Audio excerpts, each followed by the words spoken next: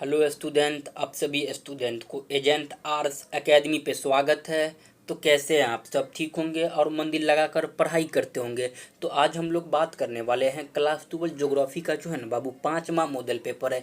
इससे पहले 4 model paper करवा दिए। अगर आप लोग नहीं देखे हैं तो बाबू पहले उसको जाकर देख लीजिएगा, ताकि जितना अति महत्वपूर्ण प्रश्न है वही सब प्रश्न करवाए। उसका जो वह वीडियो आपका जो है ना, इस वीडियो के जो है ना बाबू प्ले लिस्ट में वह वीडियो भी मिल जाएगा। तो आप लोग जो है ना बाबू जाकर अवश्य देख लीजिएगा, जाकि जितना अति महत्वपूर्ण प्रश्न है ना वही सब प्रश्न करवाते हैं। उससे बाहर आपका कोई एक भी बाहर का प्रश्न नहीं होता है। तो आप लोग जो है ना बाबू सभी प्रश्न का जो है ना आंसर जो बहुत अच्छे से याद कर लीजिएगा। यही सब प्रश्न जो है ना बोर्ड एग्जाम में आने वाला है। इससे बाहर आपको कोई एक भी बाहर का बाबू प्रश्न नहीं मिलेगा देखने के लिए। अगर आप लोग जो है ना बाबू अगर इसका जो पीडीएफ अगर लेना चाहते हैं तो आप लोग जो है ना बाबू टेलीग्राम पे जो अवश्य ज्वाइनिंग हो जाइएगा। क्लास खत्म होने के बाद जो है ना टेलीग्राम पे इसका जो है ना पीडीएफ प्रोवाइड करवा देते हैं। तो आप लोग जो है ना बाबू टेलीग्राम पे अवश्य ज्वाइनिंग हो जाइएगा। तो आज का जो हमारा पहला प्रश्न, चलिए उसको देख लेते हैं। आज का जो हमारा पहला प्रश्न क्या है कि नव निश्चयवाद संकल्पना का जो है ना बाबू प्रतिपादन किसने किया था? ऑप्शन नंबर ए में अल्बर्ट डिमांजिया, ऑप्शन नंबर बी में अल्फ्रेड हैंटर, ऑप्शन नंबर सी में ग्रेफी टेलर, ऑप्शन नंबर डी में फ्रेडरिक रेथजेल। देखिए बाबू नव निश्चयवाद का जो है ना बाबू संकल्पना का प्रतिपादन किसने किया था? तो ग्रेफी टेलर ने किया था। किसने किया था बाबू? ग्रेफी टेलर ने किया था। किसने किया था बाबू? याद रखिएगा, क्वेश्चन कई बार पूछा गया कि नव निश्चयवाद का जो है ना बाबू संकल्पना का जो है ना प्रतिपादन किसने किया था? तो ग्रेफी टेलर ने। आपसे पूछ लेगा या निश्चयवाद का जो है ना बाबू संकल्पना का प्रतिपादन किससे किया था? नौ नहीं देगा, निश्चयवाद पूछ लेगा तो वहाँ फ्रेडरिक रेथजेल हो जाएगा। क्या हो जाएगा बाबू? फ्रेडरिक रेथजेल हो जाएगा। इसे रुको और जाओ के भी नाम से जाना जाता है। क्या बाबू? इसे रुको और जाओ के भी नाम से जाना जाता है। इसको भी अच्छे से याद रखिएगा बाबू। नौ निश्चयवाद संकल्पना का जो है ना बाबू इसे रुको और जाओ के भी नाम से जाना जाता है। तो आप जितना पॉइंट बता रहे हैं बाबू सभी को याद रखिएगा। नौ निश्चयवाद का जो है ना बाबू संकल्पना का प्रतिपादन किसने किया था? तो ग्रेफी टेलर ने किया था। याद रखिएगा बाबू, जितना पॉइंट बता रहे हैं आप लोग सभी को अच्छे से याद रखिएगा। तो चलिए क्वेश्चन नंबर 2 को देख लेते हैं। क्वेश्चन नंबर 2 में क्या है? निम्नलिखित में से कौन सा मानव भूगोल का उपागम नहीं है? ऑप्शन नंबर ए में स्थानीय संगठन, ऑप्शन नंबर बी में पारदर्शिक विश्लेषण, ऑप्शन नंबर सी में क्षेत्रीय विभेदन, ऑप्शन नंबर डी में मात्रात्मक क्रांति। देखिए बाबू मानव भूगोल का जो है ना उपागम नहीं है, मात्रात्मक क्रांति। ऑप्शन नंबर क्या हो जाएगा? ऑप्शन नंबर डी हो जाएगा। क्या हो जाएगा बाबू? ऑप्शन नंबर डी हो जाएगा। कौन सा जो है ना मानव भूगोल का जो उपागम नहीं है? तो मात्रात्मक क्रांति जो है ना बाबू मानव भूगोल का उपागम नहीं है। जितना पॉइंट बता रहे हैं ना बाबू सभी पॉइंट को अच्छे से याद रखिएगा बाबू। यही सब प्रश्न जो है ना बार बार बोर्ड एग्जाम में पूछे जाते हैं। इससे बाहर आपको कोई एक भी बाहर का प्रश्न नहीं मिलेगा बाबू देखने के लिए। आप लोग सभी पॉइंट को अच्छे से याद रखिएगा। तो चलिए क्वेश्चन नंबर 3 को देख लेते हैं। क्वेश्चन नंबर 3 में क्या है? किसने कहा था मानव भूगोल अस्थिर पृथ्वी और क्रियाशील मानव के बीच परिवर्तनशील संबंधों का अध्ययन है? ऑप्शन नंबर ए में रीटर ने, ऑप्शन नंबर सी में रेतजेल ने, ऑप्शन नंबर सी में टेलर ने, ऑप्शन नंबर डी में एनएलसी सैंपल ने। किसने कहा था जो है ना बाबू मानव भूगोल अस्थिर? क्या बाबू? अस्थिर। यहाँ याद रखिएगा अस्थिर पृथ्वी और क्रियाशील मानव के बीच परिवर्तनशील संबंधों का अध्ययन, यह एनएलसी सैंपल ने कहा था। किसने कहा था बाबू? अस्थिर। आपको देखना अस्थिर जो है ना बाबू किसने कहा था? इससे आप जो एक तरीके से भी याद रखिएगा अस्थिर रहेगा तो किसने कहा था बाबू? एनएलसी सैंपल ने कहा था। रेतजेल क्या कहा था? मानव भूगोल मानव समाज और धरातल के बीच संबंधों का जो है ना बाबू परिवर्तनशील क्या है? संबंधों का क्या परिवर्तनशील क्या है बाबू? अध्ययन है। किसने कहा था?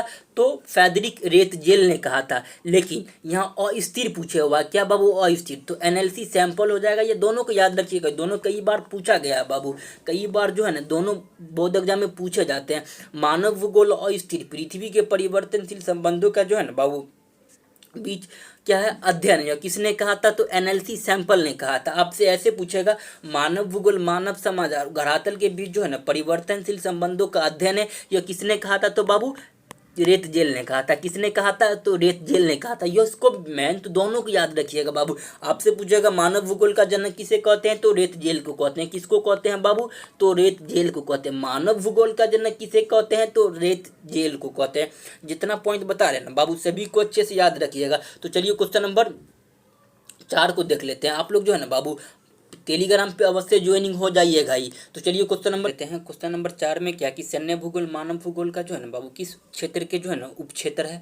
ऑप्शन नंबर ए में है सामाजिक भूगोल, ऑप्शन नंबर बी में जनसंख्या भूगोल, ऑप्शन नंबर सी में है आर्थिक भूगोल, ऑप्शन नंबर डी में है राजनीतिक भूगोल। बाबू सैन्य भूगोल जो है ना बाबू मानव भूगोल के जो है ना किस क्षेत्र का जो है ना उप क्षेत्र है, तो राजनीतिक भूगोल। क्या हो जाएगा बाबू, ऑप्शन नंबर डी हो जाएगा। क्या हो जाएगा, जो सैन्य भूगोल जो है ना बाबू मानव भूगोल के जो है ना क्षेत्र के अंतर्गत आता है, तो राजनीतिक भूगोल के क्षेत्र के अंतर्गत आता है। ऑप्शन नंबर क्या हो जाएगा बाबू, ऑप्शन नंबर डी हो जाएगा। जितना पॉइंट बता रहे हैं ना बाबू सभी पॉइंट का जो है ना आप लोग आंसर अच्छे से याद कर लीजिएगा। यही सब पॉइंट जो है ना बाबू बार बार बोर्ड एग्जाम में पूछे जाते हैं। इससे बाहर आपका कोई एक भी बाहर का प्रश्न नहीं मिलेगा देखने के लिए। तो चलिए क्वेश्चन नंबर 5 को देख लेते हैं। क्वेश्चन नंबर 5 में क्या है कि निम्नलिखित में से कौन सा क्षेत्र जो है ना बाबू सघन जनसंख्या वाला है। ऑप्शन नंबर ए में भूमध्य रेखीय प्रदेश, ऑप्शन नंबर बी में ध्रुवीय प्रदेश, ऑप्शन नंबर सी में मरुस्थलीय क्षेत्र, ऑप्शन नंबर डी में है दक्षिणी पूर्वी एशिया। कौन सा क्षेत्र जो है ना बाबू सघन जनसंख्या वाला है, तो दक्षिणी पूर्वी एशिया। क्या हो जाएगा बाबू, ऑप्शन नंबर डी हो जाएगा। क्या हो जाएगा, सघन जनसंख्या वाला क्षेत्र है तो दक्षिणी पूर्वी एशिया। आपका ध्रुवीय प्रदेश देख रहे हैं, भूमध्य रेखीय प्रदेश, मरुस्थलीय क्षेत्र जो है ना बाबू सब विरल जनसंख्या वाला। कौन सा बाबू, विरल जनसंख्या वाला क्षेत्र है। लेकिन सघन जनसंख्या वाला क्षेत्र जो है ना बाबू दक्षिणी पूर्वी एशिया। ऑप्शन नंबर डी हो जाएगा। तो चलिए क्वेश्चन नंबर 6 को देख लेते हैं। क्वेश्चन नंबर 6 में क्या है, निम्नलिखित में से कौन सा जो है ना बाबू जन स्थानांतरण का प्रतिकर्ष कारक नहीं है। ऑप्शन नंबर ए में शैक्षणिक सुविधा है, ऑप्शन नंबर बी में है बेरोजगारी, ऑप्शन नंबर सी में है महामारियां, ऑप्शन नंबर डी में है जल अभाव। देखिए बाबू आप तो पहले ये समझिए कि प्रतिकर्ष कारक और अपकर्ष कारक क्या होता है समझिए। देखिए प्रतिकर्ष कारक क्या होता है कि आपको जो है ना अपने से क्या दूर भगाएगा। क्या भगाएगा बाबू, आपसे जो है ना आपको दूर भगाएगा। वैसा क्षेत्र जो है ना आपको अच्छा नहीं, आप कहीं भी रहिएगा तो आपको जहाँ अच्छा नहीं लगेगा तो उसको क्या बोलते हैं, प्रतिकर्ष कारक। जैसे समझिए प्रतिकर्ष कारक क्या होता है, बेरोजगारी। अगर आपको समझिए एग्जाम्पल के लिए आपके पास अगर रोजगार नहीं है तो आप लोग वहाँ रह पाइएगा, नहीं रह पाइएगा। अगर जल का अभाव, वहाँ जल नहीं है तो आप रह पाइएगा, नहीं रह पाइएगा। महामारियाँ है तो जल जो है ना वहाँ बाबू, अगर महामारियाँ है तो महामारियाँ रहेगा तो आप कोई सा भी प्रदेश में नहीं रह पाइएगा। ये सब क्या है बाबू, प्रतिकर्ष कारक। प्रतिकर्ष कारक जो है ना बाबू एनी टाइम क्या होता है, निगेटिव होता है। क्या होता है, निगेटिव में होगा। लेकिन अपकर्ष कारक जो है ना बाबू पॉजिटिव होगा। जैसे समझिए यहाँ बेरोजगारी है ना बाबू, तो यहाँ रोजगारी कर दीजिए। जल का यहाँ अभाव है, क्या है बाबू, जल का जो है ना अभाव है। अभाव समझिए कि जल वहाँ अच्छा तरह से क्या उपलब्ध नहीं हो पाता है। यही समझिए कि जल का है वहाँ सुविधा समझ, लेकिन जल का सुविधा बहुत अच्छी है, महामारियाँ नहीं है। तो क्या कहलाएगा बाबू, प्रतिकर्ष कारक। प्रतिकर्ष कारक जो है ना बाबू पॉजिटिव में होगा। क्या होगा, पॉजिटिव में होगा। लेकिन अपकर्ष कारक जो है ना क्या होगा, पॉजिटिव में होगा। लेकिन प्रतिकर्ष कारक क्या होता है बाबू, निगेटिव में होता है। इसको भी अच्छे से याद रखिएगा बाबू। जैसे समझिए प्रतिकर्ष कारक क्या होता है, जैसे रहन सहन की न्यून दशाएं, जल का अभाव, महामारियाँ, ये सब बेरोजगारी, सब किस में आ जाएगा बाबू, प्रतिकर्ष कारक। लेकिन रहन सहन का क्या अच्छी दशाएं, शैक्षणिक सुविधाएं, महामारियाँ नहीं होनी चाहिए, जल का अभाव नहीं होगा, बेरोजगारी नहीं होगा, तो किस में आ जाएगा बाबू, वह अपकर्ष कारक में आ जाएगा। किस में आ जाएगा, अपकर्ष कारक में आ जाएगा। जितना बता रहे ना बाबू सभी को याद रखिएगा, अपकर्ष कारक और प्रतिकर्ष कारक। आई होप आप लोग को इसमें अब दिक्कत नहीं होगा। तो यहाँ क्या है कि प्रतिकर्ष कारक नहीं है तो अपकर्ष कारक होगा। तो शैक्षणिक सुविधा क्या है बाबू, अपकर्ष कारक है। क्या है, शैक्षणिक सुविधा क्या है बाबू, अपकर्ष कारक है। तो ऑप्शन नंबर क्या हो जाएगा, ए हो जाएगा, 6 का। सभी पॉइंट को अच्छे से याद रखिएगा बाबू। तो चलिए क्वेश्चन नंबर 7 को देख लेते हैं। क्वेश्चन नंबर 7 में क्या, जनसंख्या वृद्धि दर जो है ना सर्वाधिक है। ऑप्शन नंबर ए में अफ्रीका में, ऑप्शन नंबर बी में एशिया में, ऑप्शन नंबर सी में उत्तरी अमेरिका में, ऑप्शन नंबर डी में दक्षिणी अमेरिका में। जनसंख्या वृद्धि दर जो है ना बाबू सर्वाधिक कहाँ है, अफ्रीका में। ऑप्शन नंबर क्या हो जाएगा, ए हो जाएगा। जनसंख्या वृद्धि दर कहाँ सर्वाधिक है, तो अफ्रीका में। ऑप्शन नंबर 7 का ऑप्शन नंबर ए हो जाएगा। तो चलिए क्वेश्चन नंबर 8 को देख लेते हैं। क्वेश्चन नंबर 8 में क्या, 1650 ईस्वी में विश्व की जो है ना बाबू जनसंख्या कितनी थी। ऑप्शन नंबर ए में 50 करोड़, ऑप्शन नंबर बी में 7 करोड़, ऑप्शन नंबर सी में 70 करोड़, ऑप्शन नंबर डी में 55 करोड़। देखिए बाबू जो है ना 1650 ईस्वी में जो है ना विश्व की जो जनसंख्या कितनी थी, तो 55 करोड़। ऑप्शन नंबर क्या हो जाएगा बाबू, ऑप्शन नंबर क्या हो जाएगा, डी हो जाएगा। सभी पॉइंट को आप लोग याद रखिएगा बाबू। 1650 ईस्वी में जो है ना बाबू विश्व की जनसंख्या कितनी थी, तो 55 करोड़, याद रखिएगा। तो चलिए क्वेश्चन नंबर 9 को देख लेते हैं। क्वेश्चन नंबर 9 में क्या है, निम्नलिखित में से जो है ना जनसंख्या निम्नलिखित में संख्या कौन जनसंख्या कार्यशील आयु वर्ग का जो है ना बाबू प्रतिनिधित्व करती है। जैसे एग्जाम्पल में समझिए कि जो इसमें से कौन सा जो आयु है वो कार्यशील आयु है। ऑप्शन नंबर ए में 15 वर्ष से लेकर 65 वर्ष तक, ऑप्शन नंबर बी में 18 वर्ष से लेकर 7 वर्ष तक, ऑप्शन नंबर सी में 18 वर्ष से लेकर 62 वर्ष तक, ऑप्शन नंबर डी में 15 वर्ष से लेकर 59 वर्ष तक। देखिए बाबू जो कार्यशील आयु क्या है, ऐसे एग्जाम्पल में इसको ऐसे समझिए कि कार्यशील जो है ना बाबू आयु क्या होता है 15 से 59। ऑप्शन नंबर क्या हो जाएगा बाबू डी हो जाएगा। कार्यशील आयु क्या होता है बाबू, तो 15 से 59 वर्ष जो है ना बाबू यह कार्यशील आयु, ऑप्शन नंबर डी हो जाएगा क्वेश्चन नंबर 9 का। याद रखिएगा, कई बार पूछा गया है बाबू, इसको अच्छे से याद रखिएगा। बोर्ड एग्जाम में कई बार यह क्वेश्चन रिपीट हुआ, तो याद रखिएगा बाबू कार्यशील आयु क्या है 15 से लेकर 59 ईस्वी तक। तो चलिए क्वेश्चन नंबर 10 को देख लेते हैं। क्वेश्चन नंबर 10 में क्या है कि निम्नलिखित में से कौन सा है, निम्नलिखित में से किसका लिंग अनुपात जो है ना विश्व में सर्वाधिक है। ऑप्शन नंबर ए में संयुक्त अरब अमीरात का, ऑप्शन नंबर बी में लेत्विया का, ऑप्शन नंबर सी में फ्रांस का, ऑप्शन नंबर डी में जापान का। देखिए बाबू जो है ना लिंगानुपात जो है ना विश्व में सबसे सर्वाधिक है किसका है बाबू, तो लेत्विया का। किसका है बाबू, तो लेत्विया का जो है ना बाबू लिंगा अनुपात क्या है विश्व में सर्वाधिक, ऑप्शन नंबर बी हो जाएगा। क्या हो जाएगा बाबू क्वेश्चन नंबर 10 का क्या हो जाएगा, ऑप्शन नंबर बी। निम्नलिखित में जो है ना बाबू किसका लिंगानुपात विश्व में सर्वाधिक है, तो लेत्विया का, ऑप्शन नंबर बी हो जाएगा क्वेश्चन नंबर 10 का। तो चलिए क्वेश्चन नंबर 11 को देख लेते हैं। क्वेश्चन नंबर 11 में क्या है, निम्नलिखित में से जो है ना कौन मानव विकास सूचकांक का जो है ना बाबू मापक है। ऑप्शन नंबर ए में स्वास्थ्य, ऑप्शन नंबर बी में शिक्षा, ऑप्शन नंबर सी में संसाधनों तक पहुंच, ऑप्शन नंबर डी में इनमें से सभी। देखिए बाबू जो है मानव विकास सूचकांक का जो मापक ऑप्शन नंबर डी हो जाएगा, इन सभी हो जाएगा। शिक्षा के आधार पर भी हम जो मानव विकास सूचकांक माप सकते हैं, स्वास्थ्य के आधार पर भी, संसाधनों तक पहुंच, या तीनों के आधार पर जो है ना बाबू मानव विकास को माप सकते हैं। आपसे यहाँ क्वेश्चन पूछेगा जो मानव विकास जो है ना बाबू सूचकांक किसने प्रतिपादन किया था, तो डॉक्टर महबूबुल हक ने। किसने बाबू, डॉक्टर महबूबुल हक ने। कहाँ के निवासी थे, तो बाबू पाकिस्तान के, याद रखिएगा। तो चलिए क्वेश्चन नंबर 12 को देख लेते हैं। क्वेश्चन नंबर 12 में क्या है, निम्नलिखित विद्वानों में से कौन जो है ना मानव विकास सूचकांक प्रतिपादित किया था। ऑप्शन नंबर ए में टेरल, ऑप्शन नंबर बी में Amartya Sen, option number C में डॉक्टर महबूबुल हक, ऑप्शन नंबर डी में इसी सैंपल। देखिए बाबू इसका जो आंसर हो जाएगा, जो मानव विकास सूचकांक जो है ना बाबू किसने प्रतिपादित किया था, तो डॉक्टर महबूबुल हक ने। ऑप्शन नंबर क्या हो जाएगा बाबू, ऑप्शन नंबर सी हो जाएगा। मानव विकास सूचकांक जो है ना बाबू किसने प्रतिपादित किया, तो डॉक्टर महबूबुल हक। क्या हो जाएगा बाबू, ऑप्शन नंबर सी। सभी पॉइंट को आप लोग अच्छे से याद रखिएगा बाबू, यही सब पॉइंट जो है ना बार बार बोर्ड एग्जाम में पूछे जाते हैं, इससे बार आपको कोई एक भी बार का प्रश्न नहीं मिलेगा देखने के लिए।